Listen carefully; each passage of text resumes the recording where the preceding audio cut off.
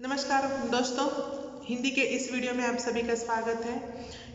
इस वीडियो में हम अपना जो पाठ है पृथ्वी से अग्नि तक, उसका अगला भाग देखने जा रहे हैं। पिछली वीडियो में हमने इस पाठ का पहला भाग देखा था, जिसमें हमने देखा कि पृथ्वी का प्रक्षेपण सफलतापूर्वक हुआ था और उसके बाद अग्नि का प्रक्षेपण करने की ये जो तैयारी शुरू थी, और यह जो है पहली बार वह प्रक्षेपण जो है वह असफल रहा। तो इसके बाद डॉक्टर अब्दुल कलाम जो है उन्होंने उस प्रक्षेपण के इसमें टीम में जो लोग थे, वैज्ञानिक थे, उन्हें थोड़ा सा उत्साहित किया, उन्हें समझाया, और उसके बाद आगे क्या होता है देखते हैं इस वीडियो में। पन्ना नंबर 15 से हम शुरू करते हैं, दूसरा अनुच्छेद। अगले 10 दिन तक दिन रात चले विस्तृत विश्लेषण के बाद हमारे वैज्ञानिकों ने मिसाइल को 1 मई 1989 को प्रक्षेपण के लिए तैयार कर लिया, लेकिन स्वचालित कंप्यूटर जांच अवधि के दौरान T10 सेकेंड पर एक होल्ड का संकेत दिखाई पड़ा। प्रक्षेपण फिर एक बार स्थगित करना पड़ा। रॉकेट विज्ञान के क्षेत्र में इस तरह की चीजें बहुत आम है और अक्सर अन्य देशों में भी होती रहती है। तो दूसरी बार भी उन्होंने दिन रात मेहनत करके फिर से वह तैयारी की। प्रक्षेपण के लिए यह अग्नि मिसाइल जो है वह तैयार हो गया, लेकिन फिर से एक बार यह असफल रहा, स्थगित करना पड़ा। ऐसी चीज़ें तो होती ही रहती है इस क्षेत्र में। ये कोई आसान बात नहीं है। मिसाइल का प्रक्षेपण करना, उसको प्रक्षेपित करना, उसका शोध लगाना, उसके ऊपर शोध करके रिसर्च करके कुछ बनाना, ये कोई आसान बात नहीं है। इस क्षेत्र में ऐसा हो ही जाता है, और यह अपने ही देश में नहीं, सभी देशों में ऐसा होता है। यह एक आम बात है। मैंने DRDL RCI परिवार के 2000 से भी अधिक सदस्यों को संबोधित किया।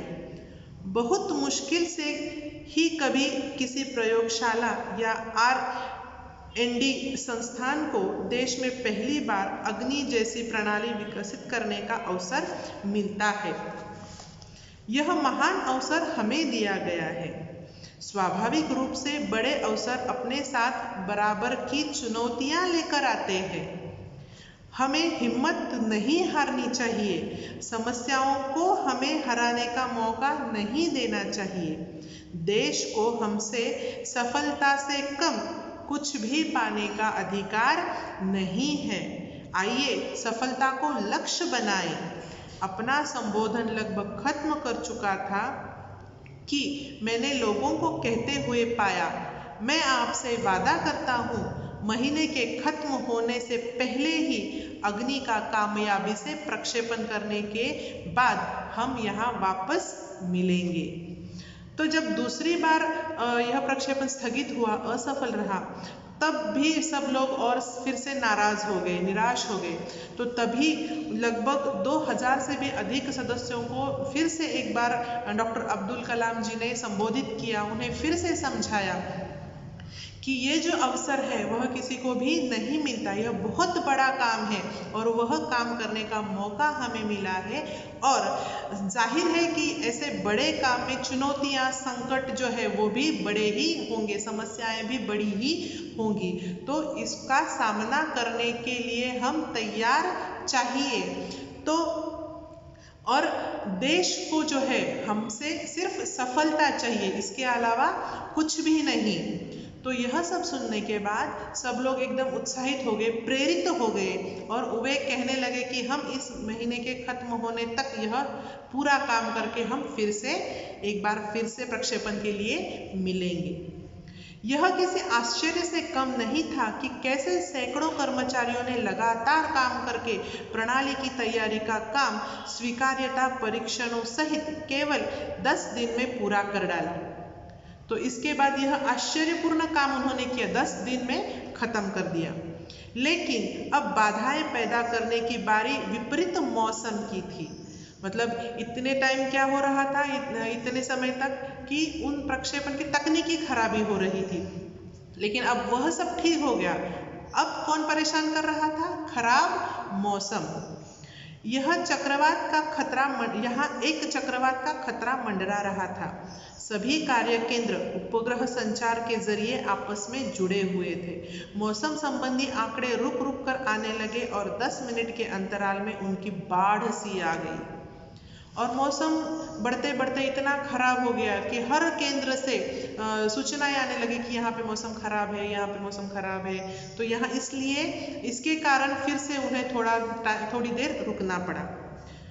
अंततः प्रक्षेपण 22 मई 1989 के रोज निर्धारित किया। तो इस तरह से स्थगित करते करते फिर से एक तारीख तय की। कौन सी? 22 मई 1989। यह पूर्णिमा की रात थी। ज्वार के कारण लहरें किनारों से टकराकर और अधिक शोर मचा रही थी। ज्वार मतलब हम मराठी में भरती बोलते हैं ना, भरती, ओहोटी। भरती के टाइम, वह ज्वार के टाइम जो है वह पानी बढ़ जाता है, समुद्र का पानी जो है वह बढ़ जाता है, किनारे की तरफ ज्यादा आता है। और ज्वार, और जब पानी कम होता है जिसे हम मराठी में ओहोटी कहते हैं, तो हिंदी में उसे भाटा कहते हैं, ज्वार भाटा। तो वो लहरें और भी टकरा रही थी और ज्यादा शोर मचा रही थी। क्या हम अग्नि के प्रक्षेपण में कल सफल होंगे? यही सवाल सबके मन में आ रहा था, उनको परेशान कर रहा था कि क्या होगा, इस बार क्या होगा।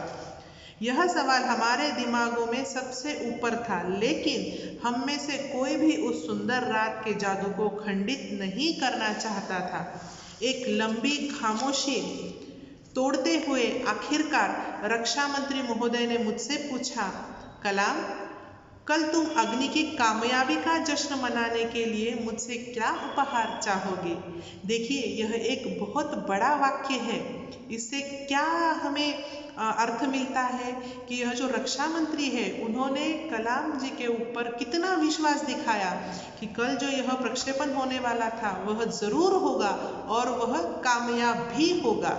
यह अर्थ यहाँ पे प्रकट होता है। यह एक मामूली सा सवाल था, लेकिन मैं तत्काल इसका कोई भी जवाब नहीं सोच पाया। मैं क्या चाहता था? क्या था जो मेरे पास नहीं था? कौन सी चीज मुझे और खुशी दे सकती थी? और तब मुझे जवाब मिल गया। हमें RCI में लगाने के लिए 1,00,000 पौधों की जरूरत है, मैंने कहा। मांगा तो क्या मांगा कलाम जी ने कि उनके जो RCI जो था, केंद्र था, वहां पे लगाने के लिए 1,00,000 पौधे मांगे। अगले दिन सुबह 7:10 पर अग्नि मिसाइल प्रज्वलित हो उठी। यह एक परिपूर्ण प्रक्षेपण था। सभी उड़ान मानक पूरे हो गए। मतलब जो उड़ान भरने के लिए जो सब स्टैंडर्ड ये थे, मेजरमेंट्स थे, वो सब पूरे हो गए। यह एक दुःस्वप्न भरी नींद के बाद एक खूबसूरत सुबह में जागने जैसा था। और सब कुछ जो अच्छी तरह से चल रहा था, जैसे तय किया था उसी के हिसाब से चल रहा था। तो मानो ये ऐसा लग रहा था कि कोई बुरा सपना था, वो खत्म हो गया और उसके बाद जब नींद खुली तो सब सामने अच्छा दिखाई दे रहा है।